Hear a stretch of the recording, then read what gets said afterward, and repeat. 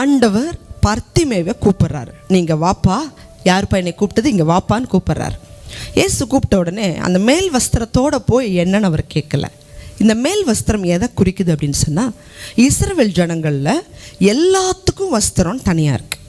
ஆசாரியர்களுடைய வஸ்திரம் வேறு, கல்யாண வஸ்திரங்கிறது வேறு. இப்படி ஒவ்வொரு தொழிலுக்கும் ஒரு வஸ்திரம் உண்டு. அதே மாதிரி தர்மமேந்தி பிழைக்கிறவர்களுக்கு ஒரு வஸ்திரம் இருக்குது. ஒருவேளை இந்த வஸ்திரத்தை யாராவது தூக்கிட்டு போயிருந்தாங்கன்னா என்ன செய்கிறது? இப்போ நீங்கள் யாராவது நம்மளை கூப்பிட்றாங்க அப்படின்னா நம்ம எல்லா பொருளையும் தூக்கிட்டு ஓடுவோம். நம்ம தண்ணி பாட்டில், நம்மளுடைய பேகு எல்லாத்தையும் தூக்கிட்டு ஓடுவோம்.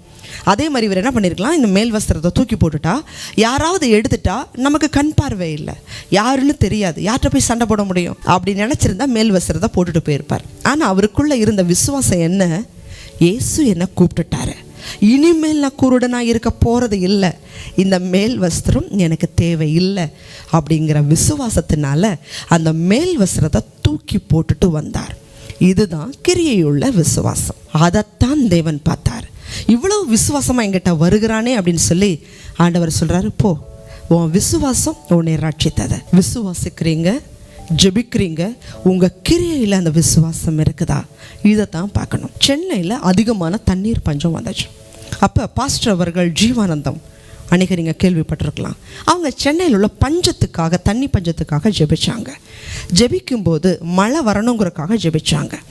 அப்போ மழை வரணும்னு ஊக்கமாக பாரமாக அவங்க அதிக நேரம் ஜெபிச்சாங்க.